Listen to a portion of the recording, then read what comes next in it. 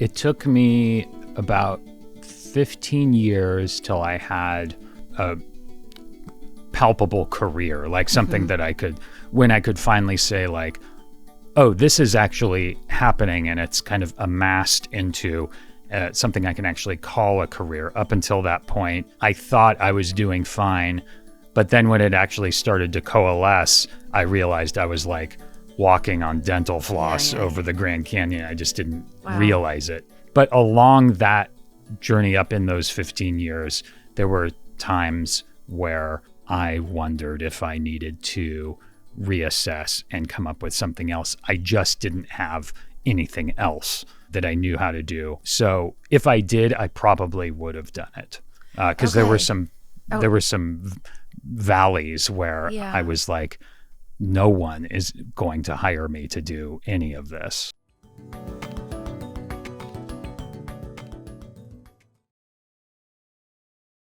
Thank you to our presenting sponsor, Walden University. For over 50 years, Walden has helped working adults like you get the knowledge and skills to build the future you want and make a difference where it matters most. If you've been waiting for the right moment, well, this is it. Head to waldenu.edu and take that first step. I'm so excited to welcome you to Reclaiming, Adam. I'm so happy to be here. Thank you for having me. My pleasure. Thank you. And congratulations, on everything that's happening with Severance and all the things. Funny story about how you first came on my radar. 2008, I think it was, with Step Brothers. Yeah.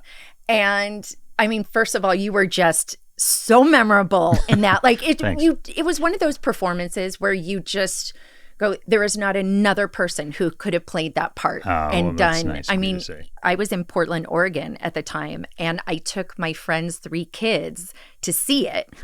Having the last 2 films of Will Ferrell's having been PG-13 with Talladega Nights and the ice skating one. Step Brothers is like hard R. No shit. So I did not know that. And I'm like, maybe Nathan was 13 and the 2 girls were maybe 10 and 11 or so. I mean, it was just, and so I'm sitting there and they call me Bob. That's my nickname with those kids. And I was like, oh man, what do I do? Do we stay? And in the beginning, it was like, I think it was pretty all there. So I decided I did not want to lose my status as being Cool Bob. Yeah. So we stayed. That's like a big, that's a major cool move particularly for the 13-year-old boy. I would imagine he was really happy. But then the girls, I'm sure, I think Madeline, who was the youngest, I think it sort of all went over her head. And it was just kind of like, oh, Will Ferrell. Yeah. So Well, even me, we showed our kids way too early, too. Okay. Kind of forgetting exactly how hard R it is. And even the parts that went over our kids' head. I mean, there's a bunch of stuff. But just those guys are so funny and they're acting like little kids the whole time. There's something for everyone. I think. Step Brothers. So, sort of like, I think those really good animated films. Yeah. Right. You have such a good voice. So have you done animated?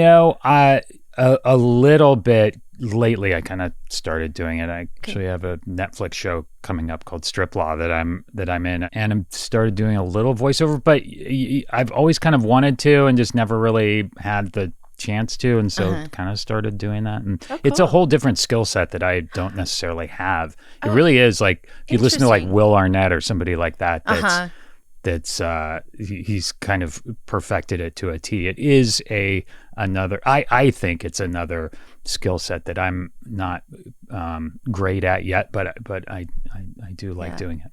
Yeah, he has one of those, right? You could just could you just narrate everything in there? Like even the news might be better if Will Arnett were 100%. It would make the news go down a lot easier. Exactly. It's funny because thinking about that story with the kids, I was remembering how I was 8 or 9 when I saw my first R-rated movie. Yeah.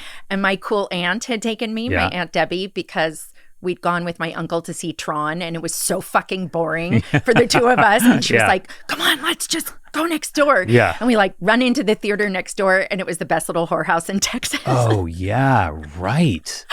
And so Burt Reynolds and Dolly Parton. Yeah, exactly. And so that was sort of that. I think she had one of those moments where, but she's always been my cool. Like she bought me Doc Martens in high school. Oh, that's cool. Yeah. Yeah. No, it was good. I think my first R was either the Blues Brothers or Fast Times. I think Fast Times, it was probably Blues Brothers, but Fast Times was the first time I remember seeing something and like being, kind of like brand new feelings were happening. I think there's also the nudity in there, right? Yeah. I think that was, I was being confronted with something new and interesting. And also juxtaposed with the huge laughs from Sean Penn. It was a formative experience, but also I think Blues Brothers was rated R, and that was like the coolest movie ever because of all the cursing and violence. Yeah. Well, I curse a lot on this show. Oh, so. Good. Yes. Fucking lot. But so you were, and do you remember roughly how old you were? Do you think that was like? I'm 52 now. Okay, ditto. Okay, so we're the same. 1973? Yeah. Yeah, me too. What month? April. Oh, July. You're older than me. I'm older than you are. Yeah. Well, speaking as your elder, so I must have been like 8 or something when those movies came out. Yeah. Something like that. Yeah. And you were raised in Santa Cruz, right? But back to you and Santa Cruz and growing up. Yeah. So you were mainly raised by your mom, right? Is that, or was it? My parents were both in Santa Cruz, and I would go back and forth. Yeah. I know that. It was pretty evenly split most of the time, and it was a very kind of really nice, idyllic childhood. That's nice. In a beautiful small town. Yeah, I was really, really lucky. Yeah. No, it's especially what's interesting too is not that you said that it was an amicable divorce, but it sounds like you're sort of saying that. And I think in that time period, because I think that wasn't always the case. Like people, conscious uncoupling and that's right. What do they call it now? Nesting or something where the kids don't leave, the parents shuttle in and out, right? Which is a great idea, I think, totally. if you can do it. I think that when my parents split up, divorce was, from what I remember as a kid, it was sort of this hot topic, like on the cover of Time magazine, like divorce, because it was happening a lot. I think because our parents' generation were sort of discovering divorce as, the taboo was lifted a bit. Kramer versus Kramer was a huge, I remember going to see that movie, and I was about the age of the kid in that movie. My hair I had like the same haircut even. And I remember seeing that movie probably a little early. Yeah. And I was like living through it and not realizing I was living through it, and seeing that movie and it being a kind of a hitting me deeply and not knowing exactly why. So it was that era of divorcing that being this cultural shift, or being part of a cultural shift. And my parents really protected us kids from the ramifications of the divorce and from any bitterness. We never saw them argue. There was never any, they really protected us. That's which was great. Yeah. It's so interesting you're saying Kramer versus Kramer, because I remember, I think it might have been maybe the first or second Thanksgiving after my parents divorced, and my brother and I were with my dad, and we were up in San Francisco with our relatives on that side, and we'd all gone to see Mrs. Doubtfire. And so like that's the divorce movie I connect. But I wonder if that, how old were you? I was 14. Okay. Yeah, I was 14. My brother was 10. So that must have been hard at that age. It was. Yeah, it was. It was, you just, I think there's that period between that high school. I don't know what was high school like for you, but it was pretty awkward for me. Sure. So I was a drama geek. Me too. Yeah. But I was trying to balance it out because there was such a social stigma my high school with being in the drama department. Okay. Was there at yours? No, because I went to Beverly High. So it was sort of like... There were like movie stars. Exactly. And stuff. Yeah. So there was still sort of I don't know if it was self-branded identity. Like I wanted to be that quirky kid. Yeah, sure. You know, and I loved even being in tech where it was like, I think I've always loved being a part of a big group. Yes. Yeah. That's a big part of putting on plays in high school. Right. That's, I think, so fun. And what I really miss is being part of that. And I guess I still get when we're making the Severance or when we're doing Parks or anything I've been a part of where it really feels like a solid crew, like a team. That's what I love about it. And it was the same thing in high school. And I guess the thing I miss about it is that it was the first time kind of discovering that. And that's, I mean, there's a reason that, and I know I'm not the only one, that my anxiety dreams all take place still on my high school stage. Wow. Like not knowing my lines. I'm not on the set of a show or anything. I am on my, on the stage at Harbor High School in Santa Cruz. I think because that was where I had those first nerves of walking out and having a whole 2-hour play in front of us.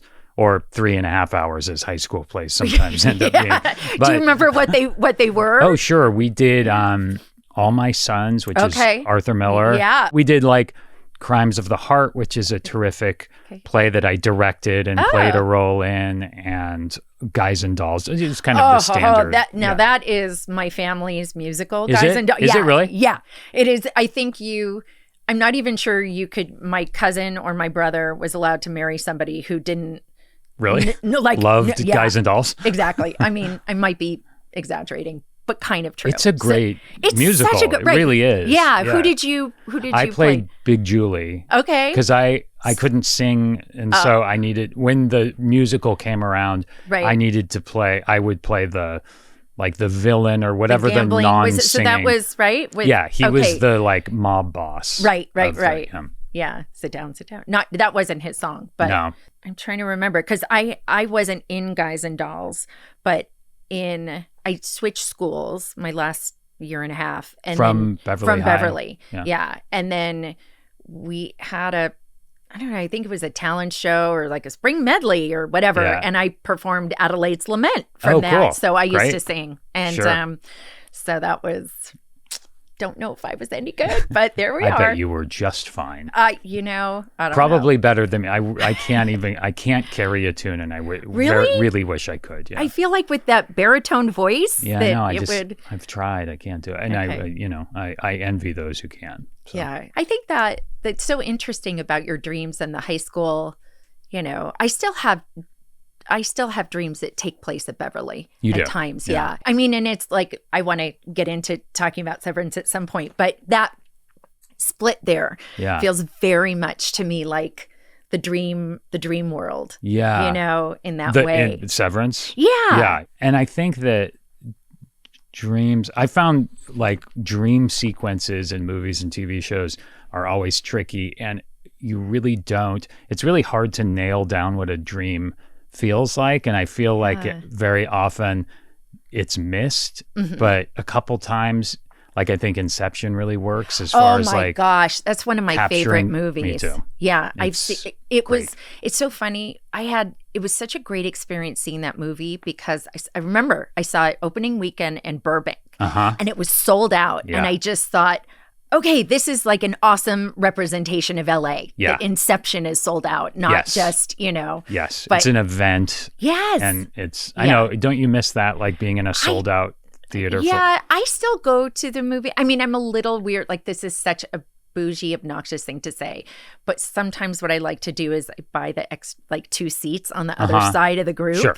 So just, I don't know, it just allows me to relax a little more. But I love going to the movies. Yeah, me too. It's just one of the few, I think there's something about the huge screen and the just everything envelops me. And so there's so few things that I feel in today's world can totally capture my attention, And you can ignore or turn off your phone and everyone else is there doing the exact same thing. Right. And well, I think hopefully. there's I think there's something comforting about that you're all involved in the exact same thing at the exact same time, even if it's just a few hundred people. Yeah. Yeah. It's interesting. Now, how old are your kids? 19 and 17. Okay. So they would have, like, did COVID mess up their whole movie theater loving experience, or had streaming and all that changed it? I feel like that was already happening, but sure, I think it knocked everyone off their sort of habits, movie going wise. But I think that COVID really affected they were both in adolescence, so it was an important time for both of them, particularly for my son. He was a freshman in high school, so that's this was 5 years ago. He was in the 8th grade. So that's just the time when you're starting to sort of go out and meet your friends out in the world, and then you're shut in for a year, and my daughter as well. So I think that it kind of screwed with that. But they both, it's amazing just how resilient kids are, and they both figured it out, and with their friends all kind of figured it out and made their way around it. Good for them. I know, and I just think it was something that we didn't realize was, and I think a lot of people didn't realize was a kind of a speed bump until a little further down the road. But they both kind of absorbed it and figured it out really, really well. As far as movie going goes, they both do still go to the movies, but it's not like when we were teenagers or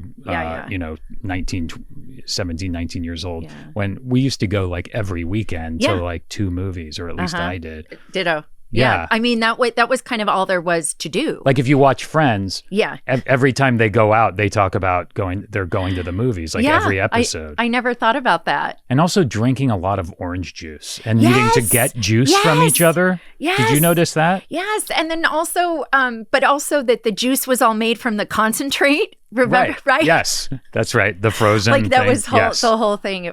I just remember going to Videotheque and renting videos, VCR, what are they called? VHS. Yeah. So that was a whole thing. That was like Friday night. You're going to the video store. And if you didn't get there in time, right, then all the good movies would be gone. All the new releases. Yeah. My brother, like, somehow, I don't know, rented E.T. for 13 weeks. Oh, amazing. Yeah. It was sort of I think he got in trouble. He was worth all those late fees.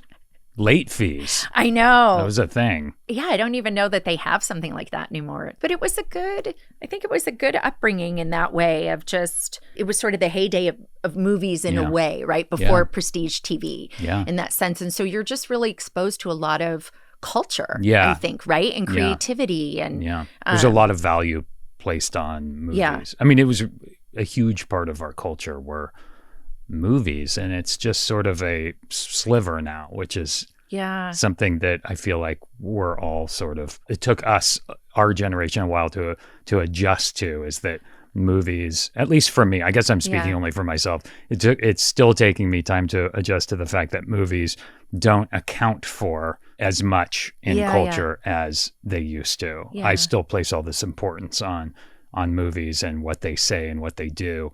And it's just one of millions of other pieces of our culture. Yeah, yeah. You have this passion, right, for acting. Yeah. And kind of if I'm not mistaken, like you were sort of, this is what I'm going to do kind of a thing, right? Yeah. No fallback career, right? Right. But there's, true. There's a magic in having a dedication to your passion that way, right?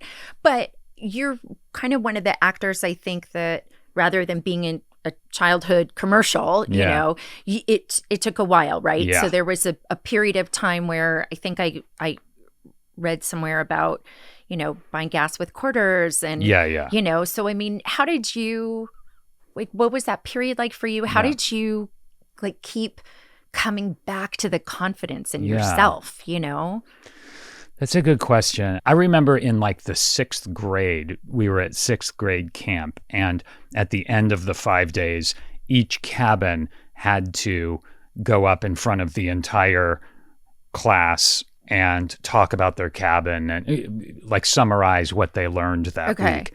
And so each cabin had to choose a person to do it. And when it was time to choose, I said, "Oh, I'll do it because I'm going to be an actor when I grow up anyway." So, wow. And everyone was like, "What?" I was like, "Yeah.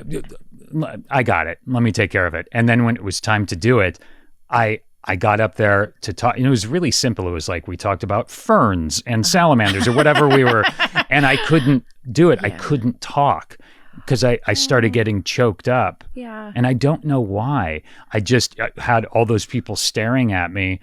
And after I had told everyone, no problem, I'm going to be. I'm the man. Right. It was really frightening suddenly and weird. And that was the only time that ever happened to me. And I still don't know why that happened. But it was this bravado I had and this knowledge that that's what I was going to do. And I think it started in around the second grade when I saw Raiders of the Lost Ark and kind of thought that looked fun. I want to do that. But also, I just knew that from as far back as I could remember, I could watch a movie or a show and know what was wrong with it and how to make it better. Wow. That's just what I thought. Right. I don't know if I was right. But that's really interesting. You know, I mean, at least to me, because in comparison, I think I just consume the story. Right. Right. And so to actually be thinking critically about it is really interesting. Yeah. And I could watch, I think we all did this in the VHS era. We were talking about where you would watch a movie and then just rewind it and start it again and just watch it again. Yeah. And I would do that and figure out what to do different, why it wasn't great, why it was only good, or why it was terrible and what could have made it, or why it was great. And I don't know, I wouldn't know how to make it better. Like all that stuff I was doing when I was, like 11 years old or whatever. Wow. So I always kind of felt like I had this innate instinct for how to do this, but no idea how to apply it. And I think that once I kind of graduated high school, went to acting school, and then I was here and kind of faced with the reality of show business and how hard it is and how long it was taking to really get a foothold. That's when it was sort of tested, and I had to sort of question this thing that I had, this like weird confidence I had as far back as I could remember, that this was something that I was going to do. And suddenly was like, maybe I've been wrong since I was, 11 or whatever. Right. So what did that inner conflict look like for you? It took me about 15 years till I had a palpable career, like something that when I could finally say like, oh, this is actually happening and it's kind of amassed into something I can actually call a career. Up until that point, I thought I was doing fine. But then when it actually started to coalesce, I realized I was like walking on dental floss over the Grand Canyon. I just didn't realize it. But along that journey up in those 15 years, there were times where I wondered if I needed to reassess and come up with something else. I just didn't have anything else that I knew how to do. So if I did, I probably would have done it. Because there were some valleys where I was like, no one is going to hire me to do any of this. So I don't know what I'm doing, you know? How going to acting school, right? So you make friends there. I know you're friends with an old neighbor of mine, Paul Rudd. Oh yeah, yeah. I don't know him well, but we had in dinner LA or New York. In New York. Oh, so cool. I had Great. dinner with him and Julie. He and Julie. Yeah, I had Julie. dinner with him and him. I'm bad at grammar. And Julie. But but Julie's great. They're both great. So and how do you navigate that? I think about I went through my own phase of, I think after the scandal and realizing how difficult it was going to be to try to move forward in any way in those periods where I was just watching my friends do, second marriages and third children and, accolades in their career and stuff, and just kind of feeling basically like a loser. But how was your friend group all actors, and was there a mix of success there? Yeah, there was. I mean, Paul really it was Clueless, like 1995 or something, like pretty quickly. We were just like actors, like getting jobs here and there. Paul was always doing great, and it was clear that he was going to be a huge star. I think anyone who met the guy knew that like this was destined to happen, and he's such a great actor and such a charming guy and all of that. So it was clear. But then Clueless happened in 1995, and suddenly like my friend was famous, and we could like get into, not that we went out to clubs or anything, but like if a bar had a line, like that was the whole thing about like, will you be let into the club or not? Right. So I remember one night the summer Clueless came out. We wanted to go to, I think it was the Lava Lounge, which is just a bar, but there was a line outside for whatever reason. And we walked up and we're like, oh shit, there's like a line. And the guy was like, Paul, come on, you got, and they let us in, and we were like, dude, this is amazing. Right. I think I was really lucky with my group of friends that we were all really supportive of each other. And like Paul was always so incredibly generous and supportive, and certainly helped me out a few times. Like, you know, I got this little part in Knocked Up because of Paul and Shauna Robertson, who's one of the producers. And then that led to Step Brothers, and Party Down was something Paul created with our other friends, Rob and Dan and John, who were friends of all of ours. So it was certainly a supportive group of friends. And John Hamm is another friend of ours. And so we were all supportive of each other. But I think we all had those moments through the years where you're just sort of sitting there and the phone is not ringing for months and months at a time. And my wife too, we've been together a long time, and she's someone who was Naomi, who is always incredibly supportive, and is to this day too. Because even though you have a sheen of success, you still have the same, it's all relative, so you still have the same insecurities and doubts and all of that. It's like the adult version of us, these things happen, but it's still the same inner child. You know? So for sure. Now, did Naomi sort of see in you what 10-year-old Adam saw in you of like, you have that thing to be an actor? Or was it she would have been supportive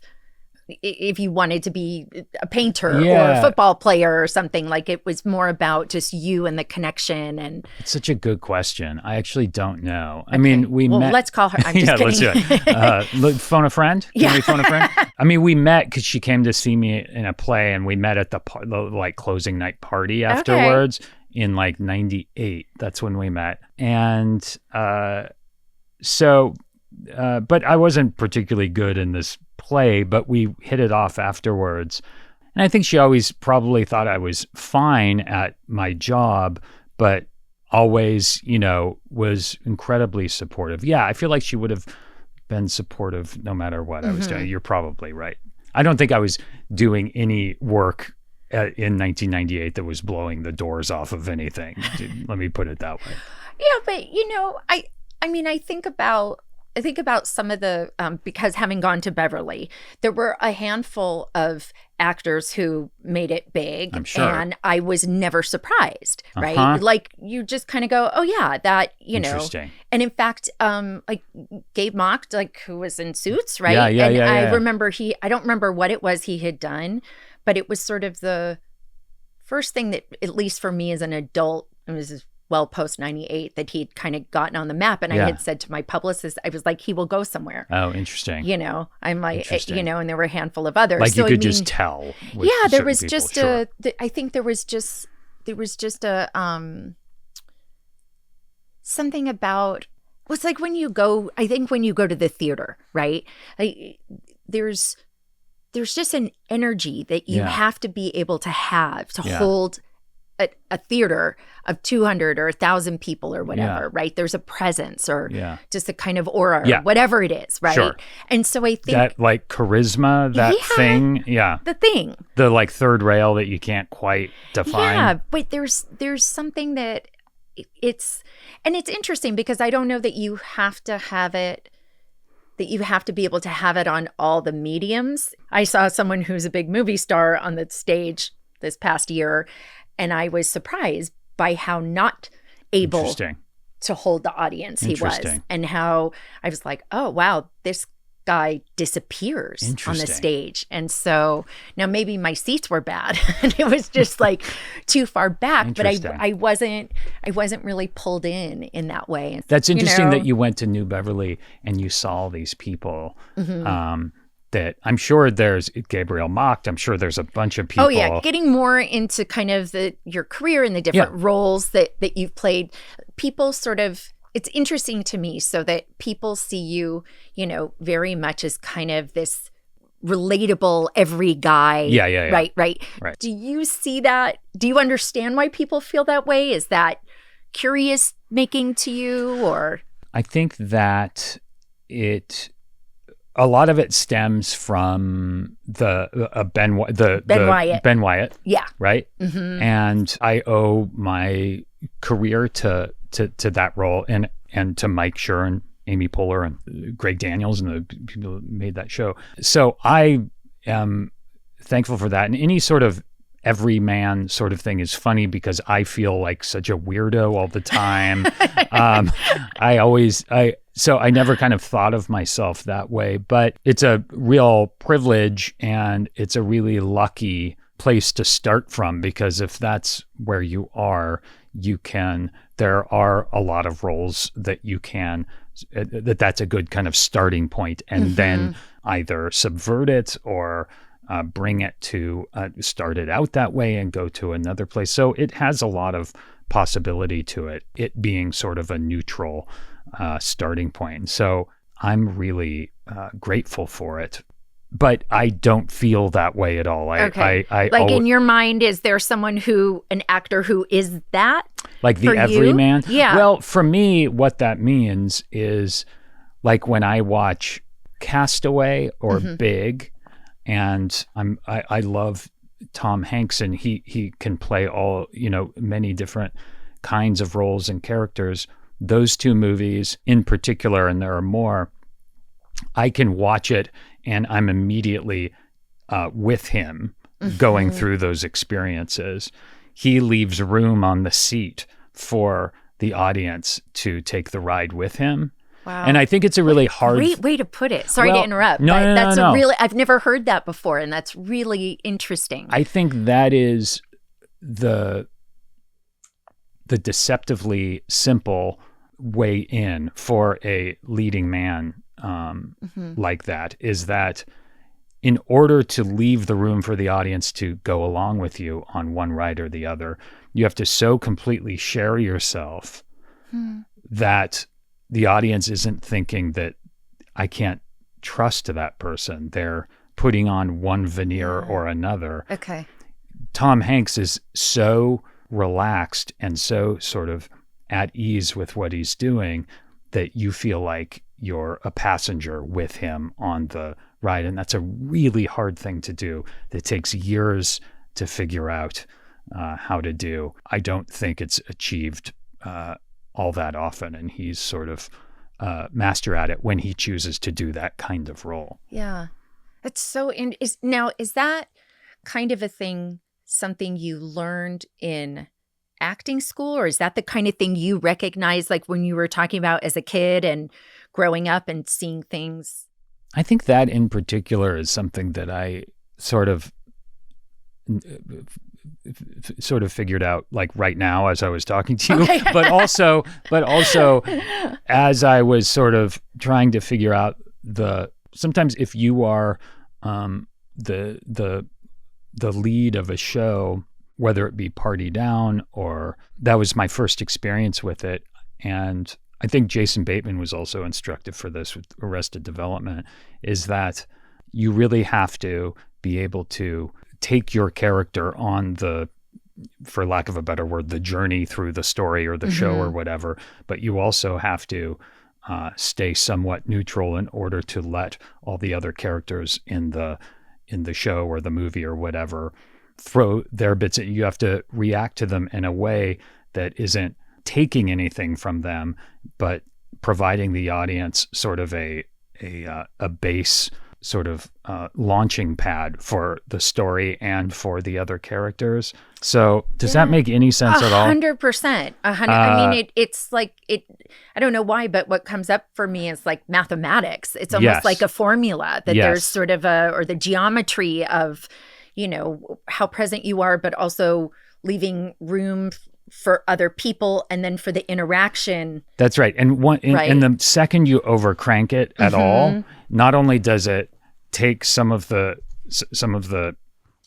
story or the shine away from the other characters, but it makes the foundation that the audience needs to experience the story unsteady. And so they're not sure where to go and what reality it is that they're playing with. So you need to have a kind of create a level playing field tone-wise in order for all the characters to live. And you also have to have some ground to cover for yourself. Is it making it's really sense interesting at all? to me. It's interesting to me. So, and I think Tom Hanks is someone who has done that with aplomb and is sort of a master of doing that, and really generous to the other actors and the things he's in, where he can bring the audience along and also toss to the other characters and let them shine. And he's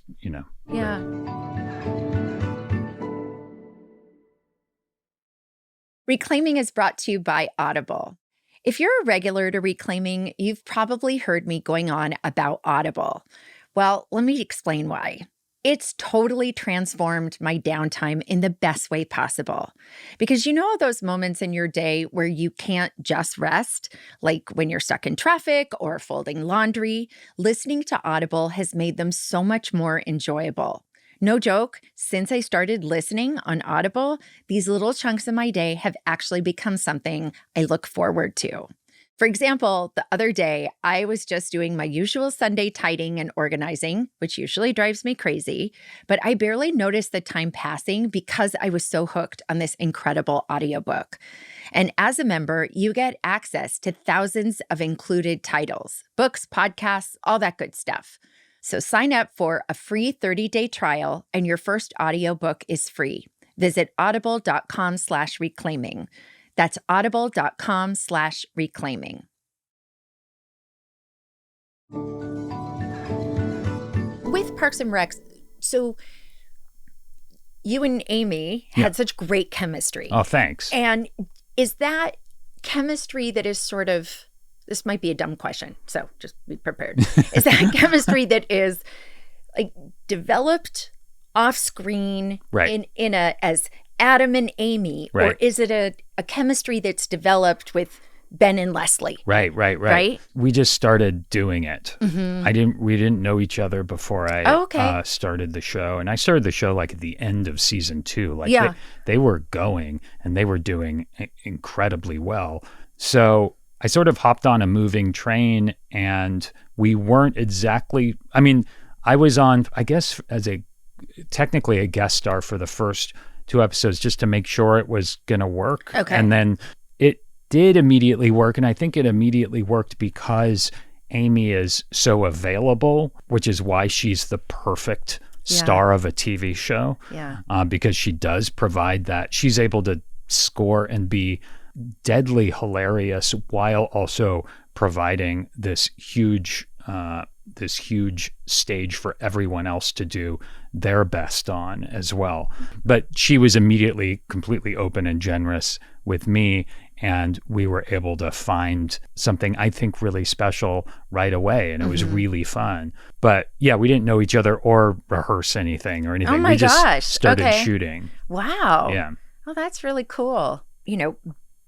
Ben Wyatt and Mark Scout, so different. I keep also in my head, I'm like, I know I'm going to call it Mark Scott because Adam Scott, right? It is close. It is close. Yeah. So you hit me on the head if I do that. I will not hit you on the head. I know. I promise you. It's 2025, right? Okay, I have a wackadoodle question to lead into the Severance part of the discussion. So this is semi-personal, which is, are you in therapy? And if you are, like, does your therapist try to find out what's going on with Severance? Yeah. And do you ever feel like you have to, like, oh, I want to say this thing about work, but I can't talk about it? Well, yeah. I mean, I know they're bound, but if I was in therapy right now, which I'm not, which I probably should be, but if I was, they would be sworn to secrecy no matter what I said. So I could say whatever I want. Yes. And they could be the one person who knows everything. Exactly. And they wouldn't be allowed to say anything. Yeah.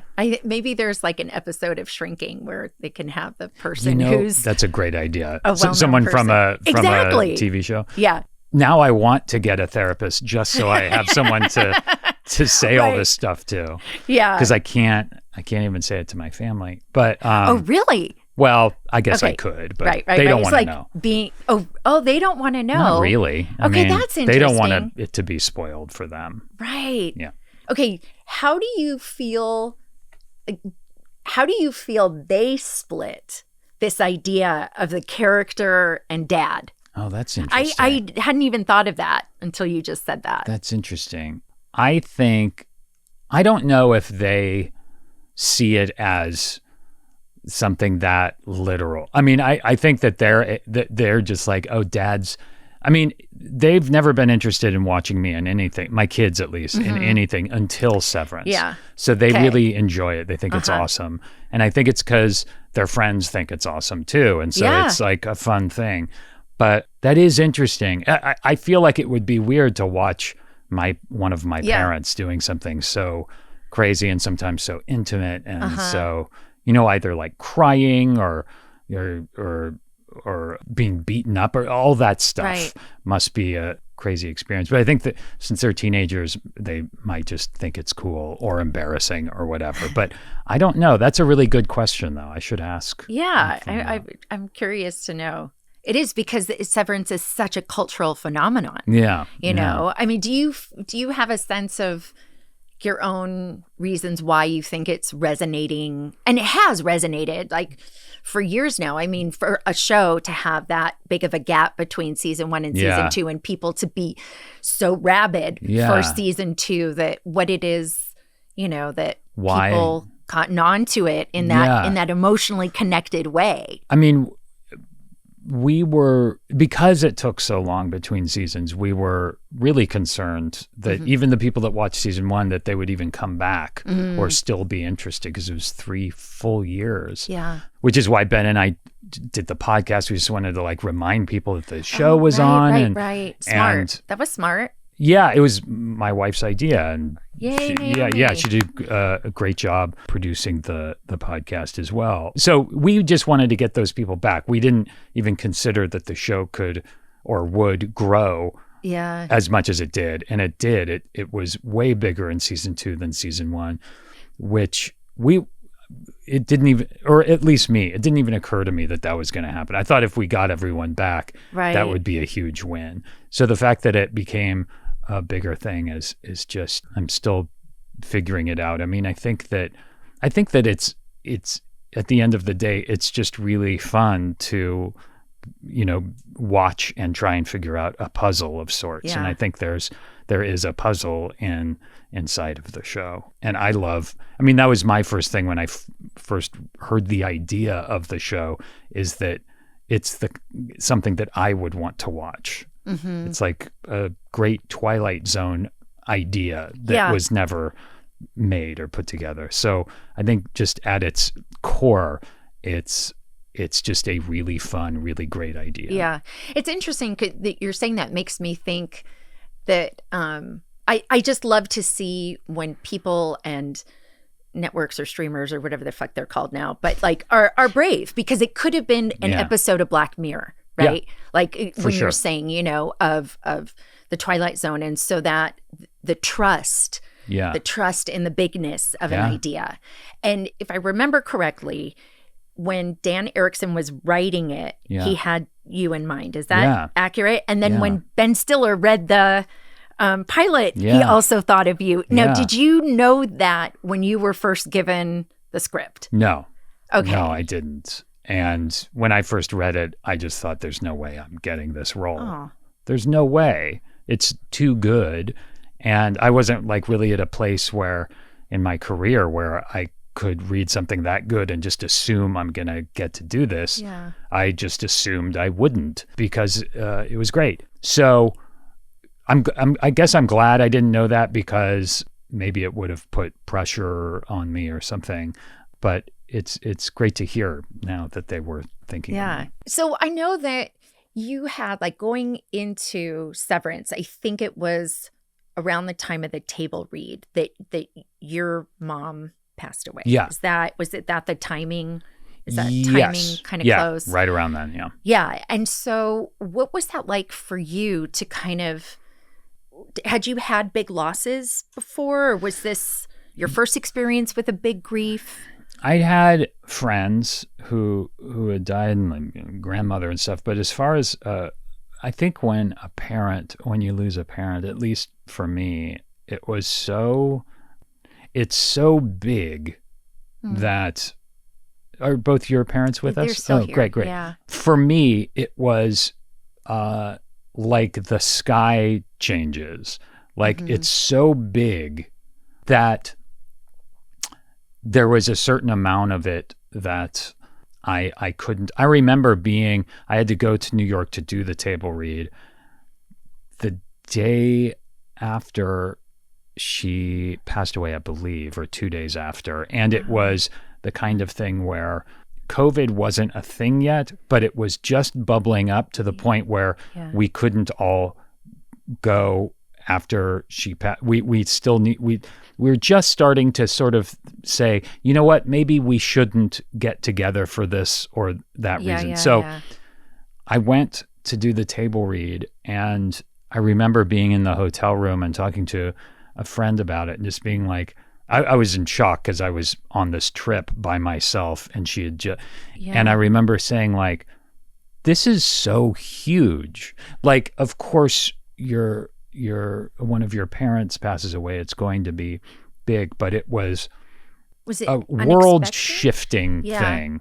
It wasn't unexpected. Okay. She was sick. She had ALS. I'm sorry. That's a really hard. It's brutal. It's really hard. I'm sorry. It's a thank you, but it's a really wicked, awful thing particularly to watch someone go through. And she met it with courage and grace. It was really hard for her and everyone around her. It's horrible, but.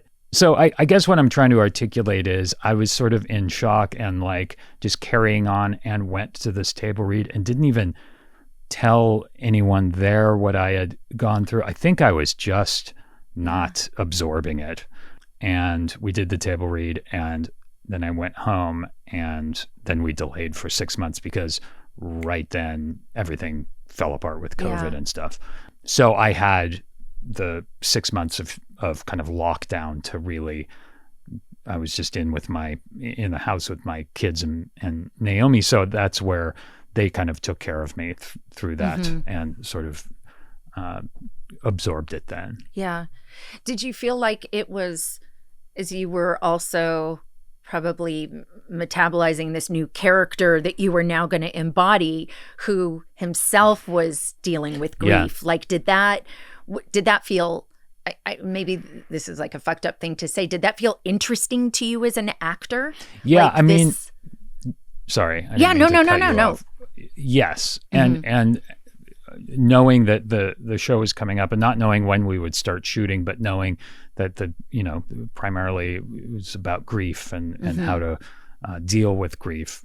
I knew that this happening was going to mix in with that inevitably, but it wasn't until I got to New York to shoot the show and like walked in to this apartment and closed the door, and I was by myself, and knowing I would be by myself for 6 months at that point is how long the show is going to take. That's when I was like, oh, okay, I have not grieved. I've been cushioned for 6 months with my family taking care of me, which is what love is for. That's what they do for you. But the second that door shut, I realized I had a whole lot of processing in front of me. But you couldn't make contact with people. I couldn't see my friends in New York. I was sealed off from the driver who drove me to work every morning. God. And then at work, we had shields and masks on. So the only time there were other people with like real faces in front of me was between action and cut. Other than that, it was all, it was that time. I mean, like, what an interesting metaphor. I mean, I don't know if metaphor is the right word, but so interesting to think about the whole innie outie and the, right? And that sort of like the physical representation of that. Totally. We were all dealing with it as actors. We were all like, this is so fucking weird. Yeah. We wouldn't even rehearse without all that stuff on.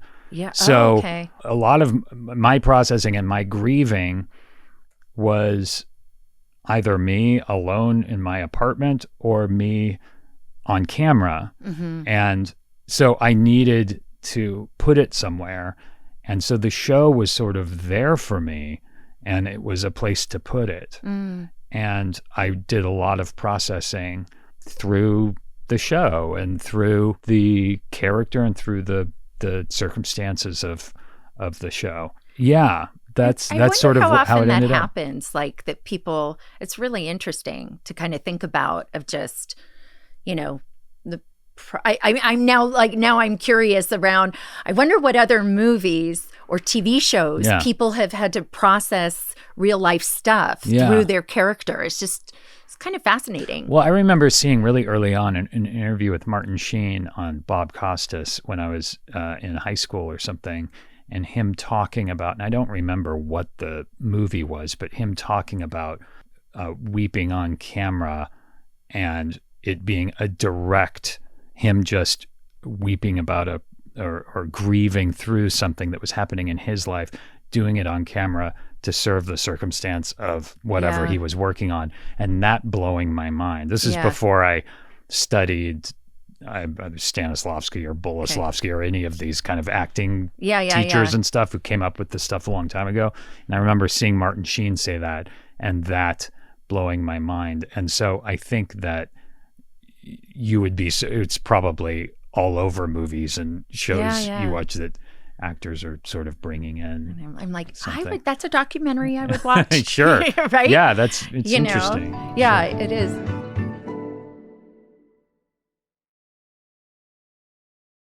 We've all felt stuck at different points in our lives. Have you ever had that feeling, though, when you're stuck in a career rut, thinking there's got to be more than this? Well, this is your sign. I want to tell you about Walden University because they've been helping working professionals like you get unstuck for over 50 years. Here's what's so great about Walden. They get it. They understand you're juggling work, family, and life. That's why they've created something called Tempo Learning for select programs. No rigid schedules, no, you must log in at exactly 7 p.m. on Thursdays kind of thing. You set the pace that works for your life. 94% of their faculty hold doctoral degrees and bring actual real-world experience to the classroom. Not just theory, but practical skills you can use right away in your career. In fact, a good friend of mine from college got her master's degree through Walden and is now an incredible shrink in Portland, Oregon. Take the first step. Visit waldenu.edu. Walden University. Set a course for change. Certified to operate by Chev.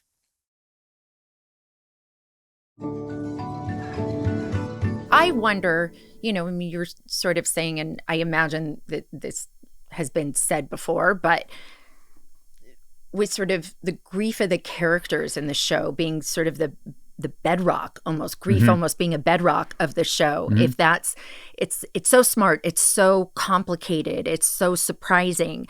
But I wonder if part of what everyone is connecting to is the grief, is that because it feels like the world feels so heavy. It was heavy, in 2020 and during COVID, and it still feels heavy, in ways. It's interesting. I mean, have you had like a lot of people come to you with fan theories, any that sort of blew your mind that you remember? There's so many creative ones. I remember one was that Rickon, my brother-in-law on the show, is a goat. That was one theory that was okay. I think it's a good one. Okay, and like the goat symbolizing something? Or I don't know. They said he's actually a goat. Okay. And that will come to be revealed as the seasons go on, which I think is a terrific idea. No, I think that the fans are unbelievably creative, and not just in theories, but also in artwork and videos. They're just always making stuff that's continually kind of blowing all of our minds. Yeah. Not just the skill in which they're doing it, but the fact that it's inspiring them to do it in the first place is really flattering. Having now just executive produced my first big show. It's so good. But the Amanda Knox show. Yeah. I finished it just last week. It is so good. Oh, thanks. It really is. Thanks. I mean, I say that like I'm the showrunner, but I'm not. I'm just an EP. You produced the show. It's great. Yeah. Oh, thanks. Yeah. And she is excellent. Grace, right? I know. Great. Grace Van Patten. Grace Van Patten. She's so good. Yeah, she is. She's a wonderful human being and cool. so That's professional. great. I mean, she's young and she's in almost every scene, and she Yeah, man. That's a heavy load. It is. And she like with her professionalism and with her, I say good nature, it sounds hokey, but I don't know, whoever she actually is, like she set the tone, on set. And and it was not always an easy, this is a dark and she was history. Brutalized through that whole thing, and we really had to. I mean, I didn't know the story. I think like a lot of people, I didn't know the story and the detail that was presented there, and it's really extraordinary. Oh, I'm so glad you connected to it. Yeah, I did. So I know that we had a sense from the I'm not going to remember what it's called, but it's like the episode breakdown thing. Of where the show is going to go. Yes. Do you do you get that? Do you get that early on? And so, or are you curious about where or how Mark is going to evolve? Like, do you know going into the first episode? Right, exactly. Or do you learn sort of as the scripts come in, or? Well, I'm an executive producer on it as well. So you've got to. I know where it's going and everything. But it's a big, complicated show. So, kind of mapping out exactly how to get to the place where we're ultimately going is a constant discussion for Dan and Ben in particular. And they're both brilliant and lovely people. So. It's a pleasure to be a part of it. And do you get to give input on what happens to Mark? Sure. Yeah. Okay. But it's not my. It's definitely Dan and Ben's show. But if I have a feeling or I have input to give, I'll certainly give it. And how did you personally feel about the I mean, both finales, right, have been sort of these explosive moments. How did you feel about Mark's choice? I mean, I understood the choice completely. What was your reaction to it? I think I don't know I was torn. Yeah. I was torn because I'm Libra rising. So I could see both sides. I could see both sides. So I think it's like, I didn't have one of those, like, this is right or this is wrong. Just like this. And I find the whole thing fascinating in terms of, I know there's the sort of similarity conceptually to Eternal Sunshine of the Spotless Mind. And I do all this, like, I believe in dimensions and different dimensions and all my dream stuff. So I'm very... it's super interesting to me. I can see all the good and the bad. Yes. The good and the bad. Yeah. So that's great. Okay. The fact that people were torn and standing up and screaming at their TVs was fantastic. Yeah. Yeah. Because, that was the ending of the season for a long time, was this choice that Mark was going to have to make. And at some point, for a while, the ending was going to be before the choice was made. We were just going to end the season. But then that felt too, gratuitously cliffhangery. Yeah. And so you only get one of those. Yeah, it's not nice. So then, going with Helly was the way we went. And, I don't think we knew it was going to be as controversial or as, because you know what, at the time that we shot it, we had not shot episode 7 yet, which is the episode where Gemma, we kind of get Gemma's Deachin Lockman's backstory. And we knew that episode was there, but Deachin just killed it and just did such an incredible job that it made the choice at the end all the more grueling. Right. Which was fantastic. So, I feel like the Innie Mark is, for all intents and purposes, like 3 years old. And the season was sort of about him going through adolescence and starting to get his own sort of autonomy and a little bit of rebellion. And he's in love with this person on the other side of the door he does not know. So what choice would you make, you know? And he walks out that door, he may cease to exist.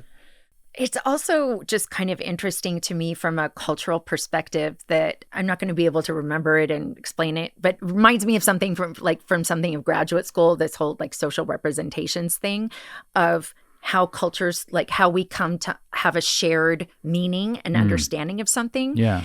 And I was thinking about this morning that now when people hear Innie and Outie, they're thinking of the show, not their belly button. I know. But that's what I originally thought of immediately. Right. Too. But I mean, like that's a really, it sounds silly as we're talking about it, but that's a huge cultural shift. It is weird, isn't it? Like that's really powerful. Huh. You know, I mean, you're right. It's a really like that it's sort of, I'm trying to remember now the examples of sort of, you think like that it's replaced? Yes. I think that's if we were having a conversation, okay, well, not you because you're in the show, right? Yeah. So if I were having a conversation with Denisha, right, and I was something Innie Outie, like I think that's the first place people would go is to Severance rather than thinking about a belly button. Yeah. You know, when the first season came out and people were watching it and we started hearing these terms out in culture like Innie and Outie and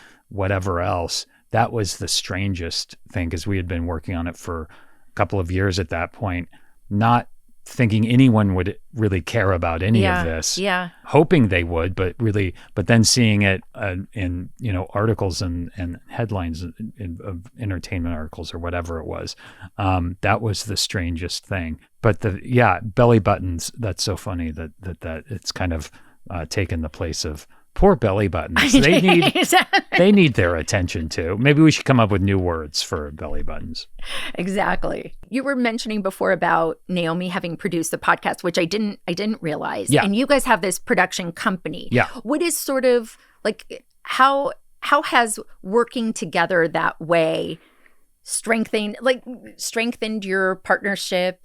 Because I think it's so, I love that you're still together. Like it feels as if a lot of Hollywood couples, well, I mean, Paul and Julie, they're also a strong example of this, but a lot of Hollywood couples, when they get together before there's that sort of Klieg light of fame, that sometimes that can impact things in a negative way. And so I love that you guys have gone through that together. Yeah, for sure. She's been such a huge part of anything that I've been able to do and or anything I've been able to kind of figure out career-wise. Yeah, I can't imagine doing any of it without her. And our company, we started like 12, 13 years ago. We did these specials on Adult Swim where we reshot opening credit sequences for 80s TV shows, shot for shot. They were so stupid and super fun. And we needed a company. We needed to come up with a company name because we created it together. And I directed with my friend Lance and she produced them. And so we came up with a name and stuff. And then we were like, and then it really was fun making these little specials. And we were like, should we just do this? Should we keep? So we formed this company and started making indie movies. We made 4 movies so far, and developing a bunch of TV stuff. And it's really fun. We have an office. with like employees and stuff. Oh, I can't it's even. Great. I have a production. I am the sole employee. Yeah, sure. Like, you're looking at Alt Ending Productions. What's your production company? It's called Great Scott. Okay. Okay. Yeah. Oh, that's good. It was called, for years, it was called Gettin' Rad, which took if you need to provide an explanation for the name of your company, it's hard.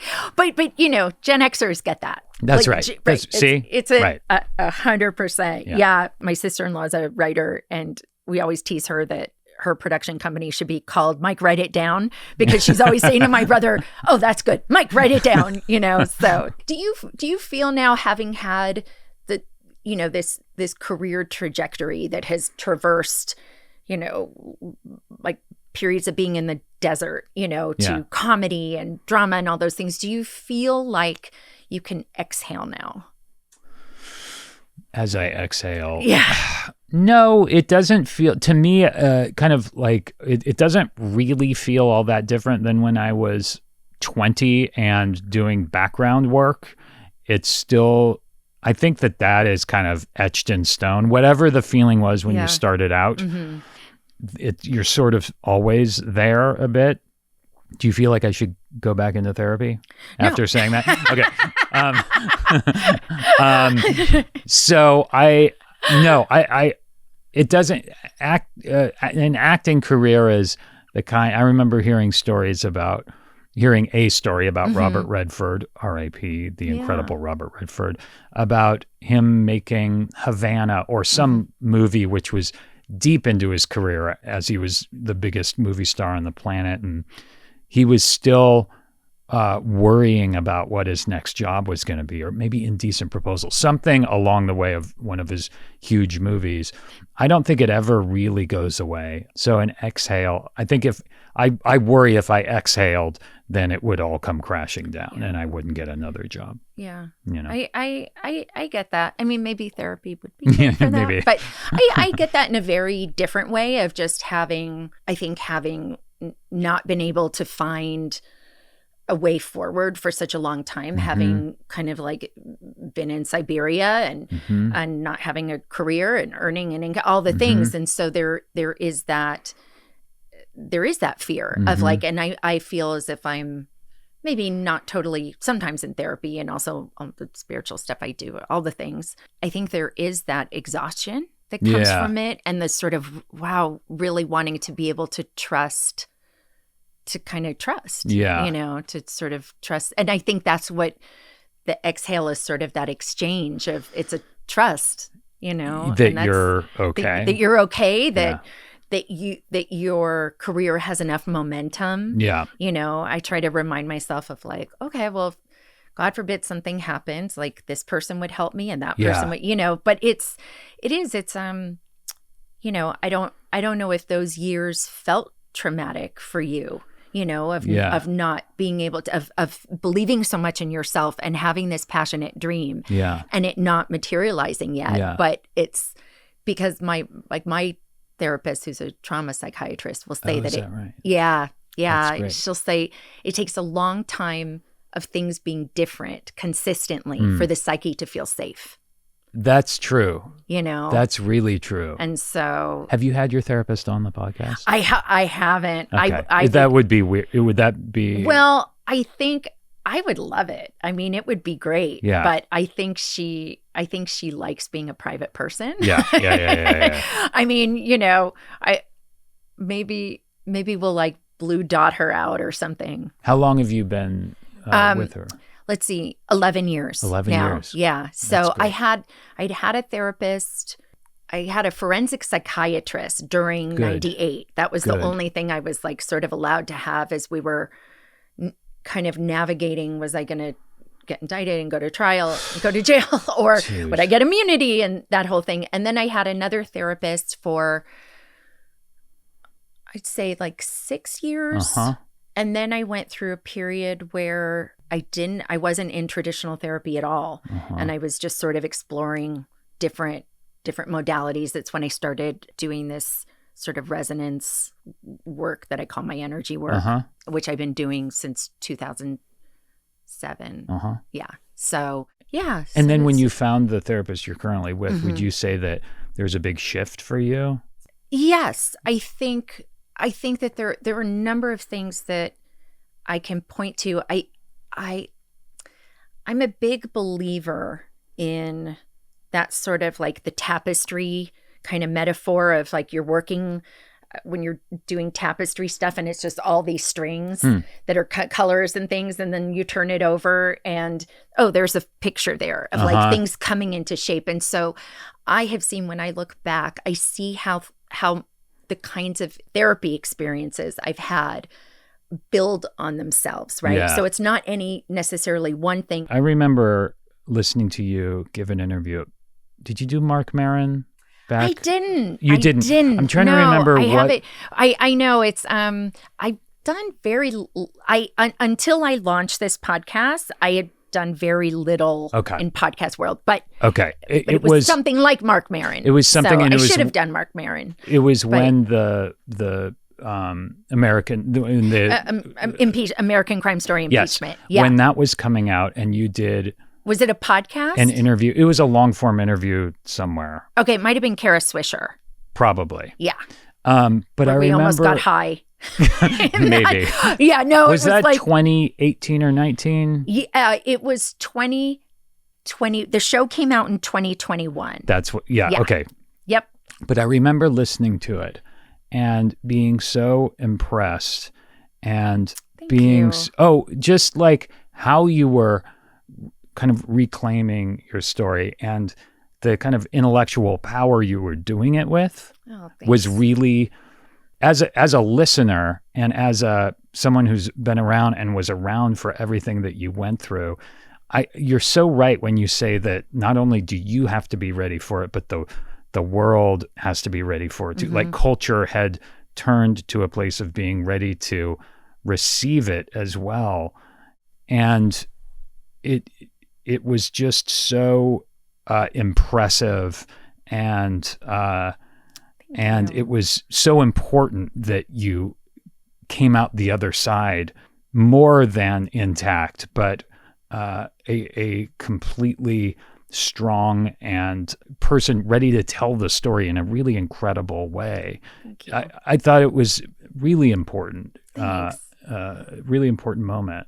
Thank you. Yeah, and I'm so glad that you're thriving in the way you are. It's really great to see. Well, with the help of people like you saying yes to coming on. It's it's great. Yeah. But I will.